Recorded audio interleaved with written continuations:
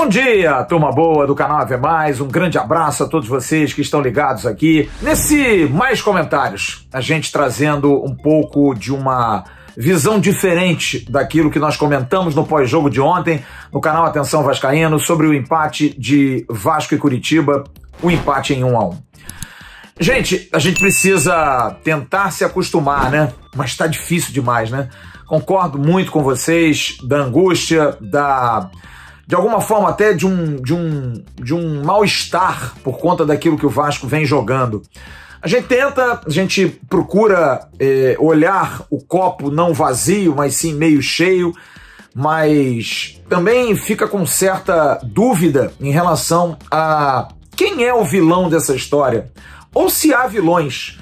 Porque talvez a gente esteja cobrando demais de um time que não pode realmente nos dar muito. Mas eu acho que inteligência de jogo é o que é inerente à qualidade técnica. É claro que o jogador, se ele é extra série, é muito inteligente, é um jogador internacional. Mas minimamente, a gente que joga pelada, você joga pelada, se coloque aí na sua pelada, você sabe onde é que estão os momentos de você acelerar mais o jogo, de você jogar em cima da falha de um zagueiro, de você ver que o zagueirão tá meio inseguro, você dá aquele bote, o goleiro não tá muito legal, chuta de longe.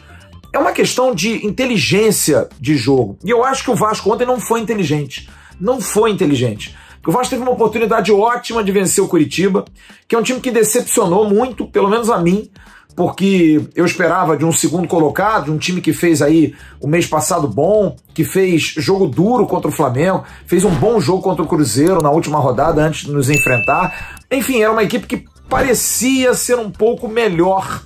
E eu achava até que ia ter jogo, mas não teve. O Curitiba foi também incapaz, foi também preguiçoso, foi lento, transição vagarosa, mas aí, por conta do destino, o Bochecha, volante, aquele que jogou no Botafogo, sai, entra o Rafinha, que é um jogador mais ágil, mais rápido, e o Curitiba consegue ter um pouco mais de dinâmica. Mas mesmo assim, uma equipe muito pesada, com zagueiros pesados, com o Léo Gamalho na frente muito pesado, mas o Vasco não fica atrás, apesar de ter uma equipe até um pouco mais leve. Tem ali o Gabriel Peck, tem o Matias Galassa, tem jogadores o próprio Zeca, que é um jogador pequeno, mais leve, mas caiu na mesmice, caiu na certeza de que o empate era um bom resultado. E aí a gente discute se é covardia, se é forma de jogo, se é comportamento para ganhar a Série B ou para conseguir se classificar. Só que o Vasco não entra mais uma vez no G4. Teve uma oportunidade ímpar, se fosse mais corajoso, se fosse mais ousado, como por exemplo, o técnico Marcelo Cabo, que a gente tenta entender, mas não consegue. O Marcelo Cabo tem várias incoerências no seu trabalho. Aos 35 do segundo tempo, ele coloca dois atacantes que brilharam domingo no Sub-20 no Campeonato Brasileiro, no jogo Vasco e Corinthians, coloca os dois para tentar dar um gás e tinha botado 5 minutos antes, aos 30 do segundo tempo. Ele só viu a necessidade de mudar o time aos 75 minutos de jogo. É algo que não entra na minha cabeça. Mas aí ele bota 3 atacantes, com que intenção? Bom, agora dá pra gente ganhar? Ora bolas, por que não antes? Por que não antes? Qual é o critério para se fazer isso? E aí fica um time que tenta, claro, consegue ter oportunidades, produz mais, porque é básico, gente. É só você acelerar, é só você dar mais dinamismo, coisa que o Vasco não fez o jogo todo. E se tivesse feito, ganhava. Porque o Curitiba é um time que tem esse lado pesado, tem esse lado devagar também, não é um time tão intenso, é um time veterano. Tem Robinho, tem Rafinha, tem William Faria, jogadores que estavam na decisão da Copa do Brasil há 10 anos atrás em campo. São jogadores muito veteranos, tem o Henrique, que é um zagueiro veterano, tem o Wilson, que é um goleiro também antiquíssimo. Então o Vasco teve chance de vencer, mas acho que alguma coisa que a gente precisa discutir aqui é de quem é a culpa, ou então se não tem culpa, como eu perguntei agora há pouco. Mas eu acho que, primeiro, a gente tem que pensar na questão da pontuação, porque não tá legal, tudo bem. Nos últimos 3 jogos aí a gente conseguiu 7 pontos, bacana, mas continuamos fora. E tem times com jogos atrasados que poderiam nos passar. Será que tá valendo? Será que tá legal? Ou a gente não vai ter que acelerar mais para ser melhor ainda? Ter que vencer mais para ter a tranquilidade de jogar no G4? Esse é um ponto. Agora, acho que a postura do time do Vasco de jogar reativamente não é errado. É uma maneira de se jogar, é uma forma de se jogar. Só que para você jogar de forma reativa, você precisa ter duas coisas bastante básicas, ou até três. Uma boa roubada de bola, uma marcação cerrada, que pode ser marcação alta, média marcação ou baixar as linhas, como o Vasco faz muito.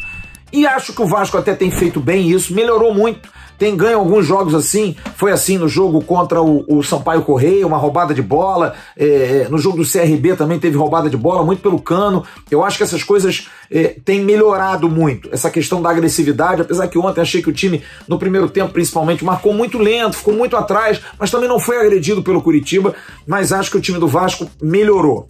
Segundo aspecto, na roubada de bola você precisa ter uma transição rápida, e a transição do Vasco é lenta. Mas também é lenta por um outro aspecto. E aí eu começo a achar que MT e Marquinhos Gabriel, que são jogadores que fazem essa transição, com o próprio Andrei, talvez não sejam 100% culpados, porque eles poderiam também, com uma marcação baixa, tentar, num passe roubado, um lançamento. Mas, amigos, vai lançar para quem? Para quem? Pro Germancano correr? Pro Peck solitário cercado por três? Você tem uma transição rápida de bola em dois aspectos. Ou você tem um meia que rouba a bola e arranca pro gol, ou você tem um meia que lança alguém veloz. Você marcando com a linha tão baixa assim, você não vai ter nenhum meia veloz, vai conseguir chegar na área numa corrida aí de 50 metros, 60 metros. Não vai ter como. E você tendo essa marcação baixa, você precisa ter jogadores velozes na frente. Porque com esses jogadores velozes, você consegue meter uma bola. Que eu acho que para o Marquinhos Gabriel é possível, porque ele tem essa característica. Ou você avança a marcação e tenta roubar a bola lá na frente. Ou então você recua, faz a marcação reativa atrás, rouba essa bola, mas você precisa ter jogadores agudos na frente. E é o que o Vasco não tem tido. Infelizmente. Por isso é um time que vence, consegue resultados, como ontem conseguiu um empate fora de casa, que em outras épocas seria muito bom. Por exemplo, ano passado o Vasco não conseguiu vencer o Curitiba. Foi a Curitiba e perdeu. Aqui no Rio também perdeu. Mas teve pelo menos a questão da roubada de bola, da tentativa. Mas não teve. O Vasco tem conseguido resultados muito no acaso, muito no talento de Germancano, jogador que tem decidido os jogos. Será que ninguém vê isso no Vasco? Germancano é um jogador que vem fazendo gol todo jogo. Ótimo, maravilha. Mas é sempre 1, 2 lances por jogo. E quando não tiver, como vai ser? Eu sei que você, torcedor, aqui embaixo vai colocar fora Cabo, fora Cabo, fora Cabo, mas eu acho difícil que o Marcelo Cabo saia. Porque me parece que é algo do grupo, é algo do clube, é algo do departamento de futebol. Abraçaram essa ideia de, gente, vamos assim que dá. Eu acho que é um risco. Entendo. Acho até razoável que o clube se blinde nessa situação de não ter crítica de fora, não ter entrevista, não aparecer, todo mundo cercado. Melhores momentos, Vasco TV, só quando o Vasco vai bem. Quando não vai bem, não tem nada. Eu até respeito, mas acho que isso é um risco. Acho que as coisas precisam ser mais leves, precisam ser mais tranquilas. E não estão sendo tranquilas, infelizmente. Porque uma hora a bola não vai sobrar para o Germancano. Uma hora o Germancano não vai jogar. Uma hora o Germancano vai estar num momento ruim. E aí muita gente vai criticar o Germancano erradamente. Germancano não tem culpa de nada. Porque ele sempre salva, mas não é toda hora. Ele não é um super-herói, não vai salvar todo o jogo. Talvez só salve quase todos, mas tem alguns jogos que ele não vai salvar. E aí, como é que faz? Lembram, ano passado, o jogo do Inter? O Vasco teve um pênalti a seu favor que poderia, com um empate, salvar o Vasco da segunda divisão. O Germancano perdeu. Mas é isso, ele pode perder. Ele tem, como ser humano, esse direito. Mas será que a gente tem que jogar essa carga toda em cima dele? Será que não é muito perigoso? E hoje eu tenho essa impressão, que é um problema que transcende o Marcelo Cabo, é um problema que transcende os próprios jogadores. Estão todos numa mesma comunhão, todos dentro de uma mesma bolha. Ó, o que vem de fora vai ser pancada, mas vamos nesse jeitinho, porque esse jeitinho tá dando certo, tá? Bom, a gente tá ali, sexto, sétimo, quinto, mas não entramos no G4. E, sinceramente, enquanto não entrar no G4, acho que a nossa tranquilidade vale mais do que a comunhão do grupo de vocês. Tomara que dê certo, pra gente ficar mais tranquilo, porque, ultimamente, tranquilo não tem sido.